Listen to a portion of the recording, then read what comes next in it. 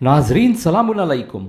अब आप देखने जा रहे हैं सबक 8 और 9 जो किताब उसूल दीन से है, जिसमें तौहीद पर दर्स देंगे मौलाना जौहर अब्बास साहब। और ये सबक का कॉन्टेस्ट चैनल विन की वेबसाइट पर मौजूद रहेगा 1 मई से 14 मई तक। ख्याल रहे इन सवालों के जवाब देने की आखिरी तारीख 14 मई। औज़ु बिल्लाहि स्समीउल अलीम मिनश्शैतानिर रजीम बिस्मिल्लाहिर रहमानिर रहीम नहमदुहु व नसल्ली अला नबिय्यिल करीम व आलिहि त्वय्यबीन त्वाहिरीन व लअनतुल्लाहि अला अदाइहिम अजमईन। अम्मा बाद फ़क़द क़ाल अल्लाहु सुब्हानहु व तआला फ़ी किताबिहिल करीम वल क़ुरआनिल मजीद बिस्मिल्लाहिर रहमानिर रहीम इन्नद-दीन इंदल्लाहिल इस्लाम। आज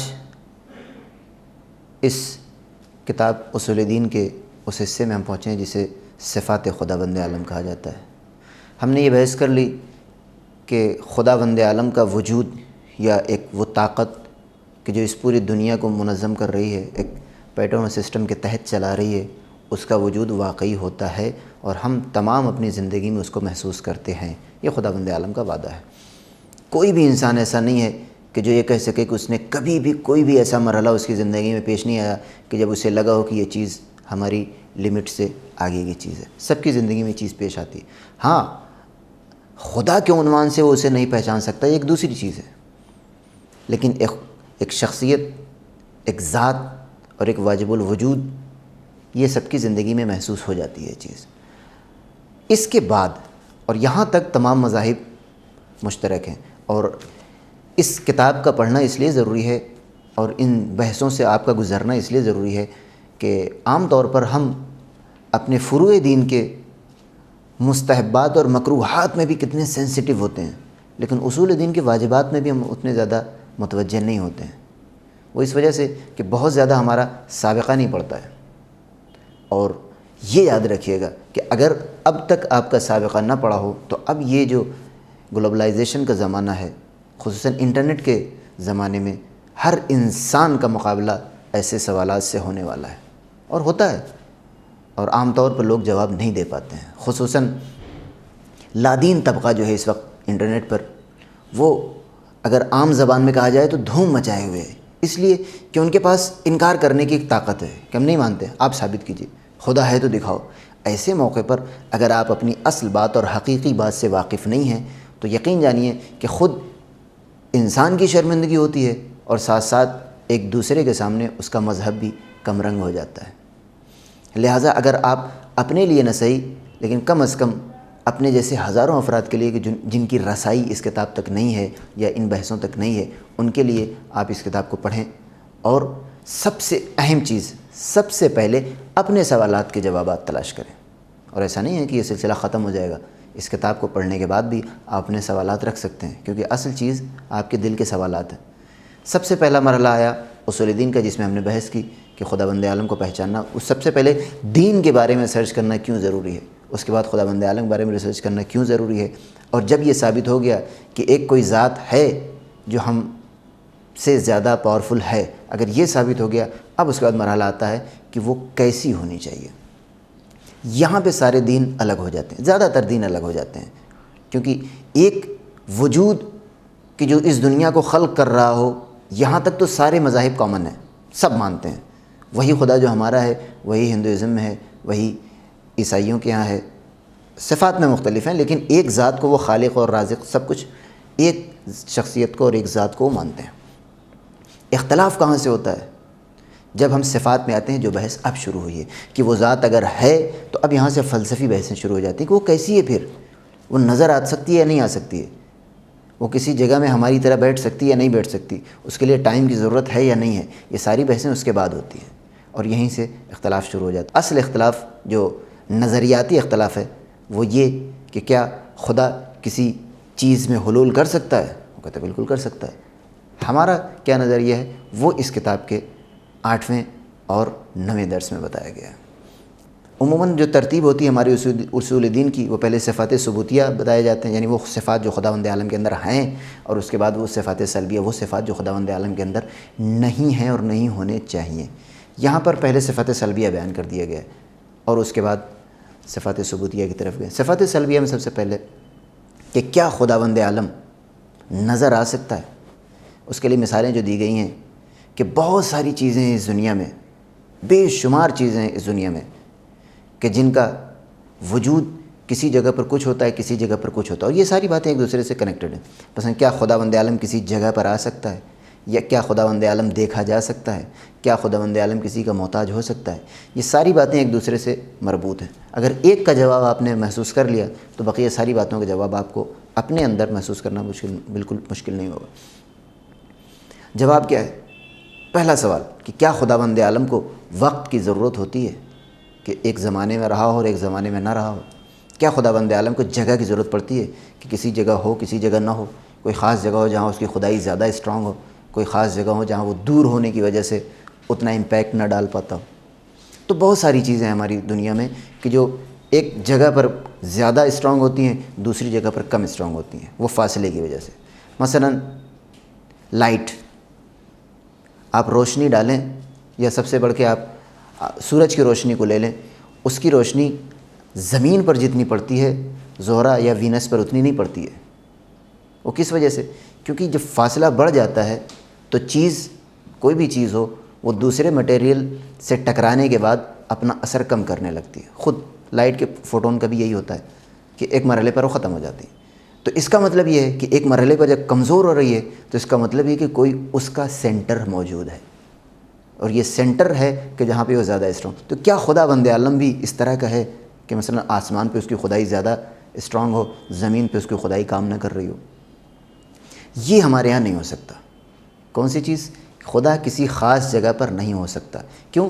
کیونکہ جب اس کی خدائی ایک ایک ذرے سے مربوط ہے تو پھر کسی ایک جگہ پر اس کا موجود ہونا اور دوسری جگہ پر اس کا کمزور ہو جانا، یہ اس کی اس سپیریارٹی سے اختلاف رکھتی ہے جو ہم نے پہلے آپ کے لیے ثابت کیا تھا کہ خداوند عالم وہ ہے کہ جس نے ساری دنیا کو ایک ساتھ بنایا ہے اور وہ اس کو چلا رہا ہے۔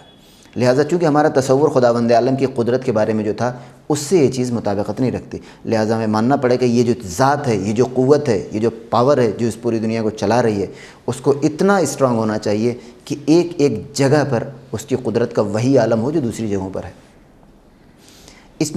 اس کتاب میں آپ کی اصول دین میں بے شمار مثالیں دی گئی ہیں اس بات کو سمجھانے کے لیے کہ کچھ چیزیں ہوتی ہیں جو ایک جگہ سے دوسری جگہ پر جانے کے بعد کمزور ہو جاتی ہیں، لیکن خداوند عالم جس ذات کو ہم نے ثابت کیا ہے اس کے اندر یہ صفت نہیں پائی جانی چاہیے، اس لیے کہ جب خداوند عالم کے اندر آپ اس صفت کے قائل ہو جائیں گے تو پھر یہ چیز ہماری ابتدائی جو ہم نے سب سے پہلے ثابت کیا تھا پہلے اسٹیپ میں کہ خداوند عالم ایک قادر مطلق ہے، خداوند عالم نے سب کو خلق کیا ہے، خداوند عالم کی قدرت سب کے اوپر ہے، لہٰذا بعض جگہوں پر کمزور و مضبوط یہ مادی چیزوں کے بارے میں ہو سکتی ہے، مٹیریل ورلڈ میں ایسا ممکن ہے، لیکن خداوند عالم کے بارے میں ایسا نہیں کہا جا سکتا۔ سوال ہی پیدا ہوتا ہے کہ کیا خداوند عالم دیکھا جا سکتا ہے؟ تو اب آپ کو پھر اسی پہلے مرحلے سے شروع کرنا پڑے گا کہ ہم نے جس چیز کو ثابت کیا تھا وہ کسی جگہ پر نہیں آ سکتی، اس کے لیے کوئی زمانہ نہیں ہے، تو جو چیز زمان اور مکان سے خالی ہو اس کو دیکھا بھی نہیں جا سکتا۔ زمان کیوں نہیں ہوتا؟ وہ اس وجہ سے کہ یہ زمان اور مکان یہ وہ ساری چیزیں ہیں چونکہ ہم اس دنیا میں رہ رہے ہیں تو اسے ہم نے سمجھ لیا ہے۔ مثلا اگر ہم اس جگہ پر بیٹھے ہیں اور سمجھتے ہیں کہ یہ جگہ فلاں جگہ وہ جگہ یہ جگہ، تو یہ اس وجہ سے ہے کہ ہم نے 10 طرح کی جگہوں کو دیکھ رکھا ہے، لیکن اگر یہ ساری جگہیں نہ ہوتیں تو ہمارے لیے جگہ کا معین کرنا مشکل ہو جاتا۔ اسی طریقے سے زمانہ ہے، زمانہ کیا چیز ہے؟ تمام سیارے اپنے مدار میں اور اپنی جو طے شدہ گردش ہے اس میں چل رہے ہیں، اس کی وجہ سے ہمیں پتہ چلتا ہے کہ اب دن ہو گیا، اب رات ہو گئی، اب یہ سال ہو گیا، اب یہ مہینہ ہو گیا۔ اگر یہ ساری چیزیں نہ ہوں تو زمانہ بھی نہیں ہو سکتا۔ تو اب ایسی کوئی ذات جو ان تمام چیزوں کا خلق کرنے والا ہے، ایک ایسی کوئی ذات کی جو ان تمام چیزوں کو خلق کرنے والی ہے، اس کے لیے آپ یہ نہیں کہہ سکتے کہ فلاں زمانے میں رہی ہوگی یا فلاں زمانے میں نہیں رہی۔ زمان اور مکان ہمارے لیے ہے کیونکہ ہم اس مادی دنیا میں سانس لے رہے ہیں، اور اس چیز میں تمام مذاہب مشترک ہیں۔ ہمارا جو اختلاف ہے بقیہ مذاہب سے وہ اس بنیاد پر کہ صفات میں ہم یہ کہتے ہیں کہ خداوند عالم جو اتنا طاقتور اور اتنا زیادہ اسٹرانگ ہے اور جس کی یہ خصوصیتیں ہیں، اس کو پھر کسی زمانے اور مکان کی قید میں نہیں رکھا جا سکتا۔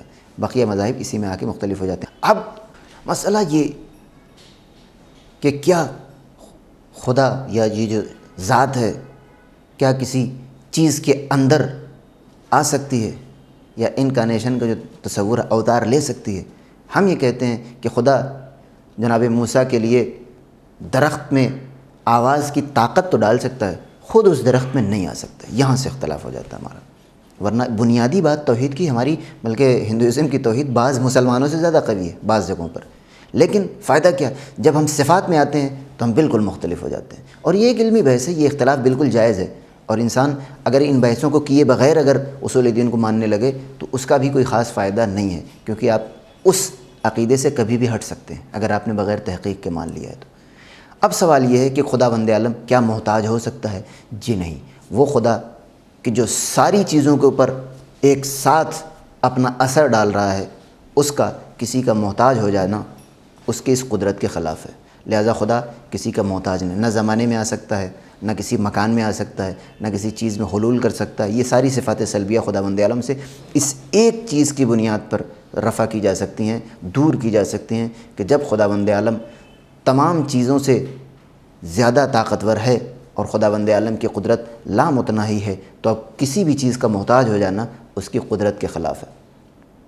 اور یہ خلاف ہونا یعنی اب وہ خداوند عالم نہ کسی چیز میں داخل ہو سکتا ہے، نہ کسی زمانے سے متعلق ہو سکتا ہے، نہ ہی وہ دیکھا جا سکتا ہے. اگر آپ اس بات کے قائل ہو گئے کہ خداوند عالم کو نہ دیکھا جا سکتا ہے، نہ اسے مس کیا جا سکتا ہے، نہ اسے زمان اور مکان کی قید میں قید کیا جا سکتا ہے، تو پھر آخر خدا ہے ہی کیوں؟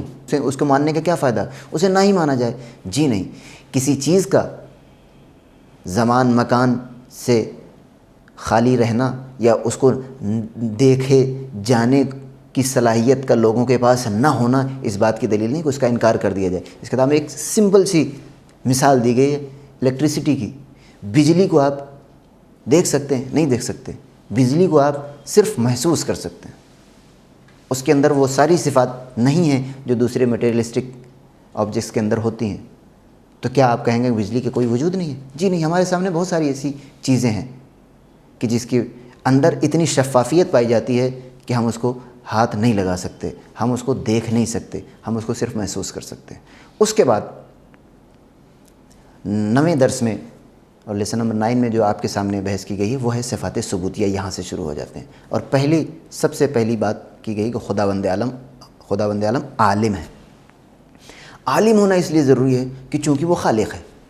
خالق کا عالم ہونا ضروری ہے. اگر ایک انسان نہیں جانتا کہ وہ کیا بنا رہا ہے تو وہ اس چیز کو اچھی طرح سے نہیں بنا سکتا.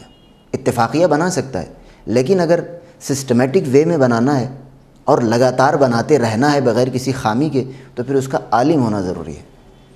نیوٹن نے کہا، آئزک نیوٹن یا اسحاق نیوٹن، وہ کہتے ہیں کہ خداوند عالم، یا انہوں نے خدا کا نام نہیں لیا، انہوں نے کہا کہ آنکھ کو بنانے والا نور کے بارے میں ساری تفصیلات سے آگاہ تھا، اسی طریقے سے کان کو بنانے والا سماعت کے تمام اصولوں سے باخبر تھا، ورنہ وہ کان کو اتنی باریکی اور صفائی سے نہیں بنا سکتا تھا. اور یہی ہمارا بھی کہنا ہے کہ خداوند عالم، بلکہ ہمارا عقیدہ ہے اگر خداوند عالم اس دنیا کو خلق کر رہا ہے تو اس کا عالم ہونا نہایت ضروری ہے. ایک جاہل انسان کسی چیز کو مسلسل خلق نہیں کر سکتا. اور یہ علم خداوند عالم کا عالم ہونا کیوں ضروری ہے؟ اس وجہ سے کہ خداوند عالم خالق ہے، صانع نہیں ہے. غور کیجئے گا. بس آخری بات اس درس میں یہی بیان کی گئی ہے کہ بہت سارے لوگ ہیں جو اس کے پہلے مثال دی گئی تھی کہ جہاز کو اسمبل کرنے والے کے بھی آپ محتاج ہوتے ہیں جہاز چلانے کے لیے، لیکن وہ اسمبلی پارٹس کی موجودگی میں ہوتی ہے، وہ پارٹس کو بناتا نہیں ہے. لہٰذا اس کا بہت زیادہ عالم ہونا ضروری نہیں ہے، اس کو بس جوڑنے تک کی حد تک علم ہونا چاہیے. لیکن وہ انسان یا وہ ذات جو اس دنیا کو خلق کر رہی ہے، اس کا اس دنیا کے بارے میں صرف معمولی علم رکھ لینا کافی نہیں ہے، بلکہ اس کا اس دنیا کی ایک ایک چیز کے بارے میں پہلے سے علم ہونا چاہیے تاکہ وہ اس کو خلق بھی کر سکے اور اس کو باقی بھی رکھ سکے. وآخر دعوانا ان الحمد للہ رب العالمین.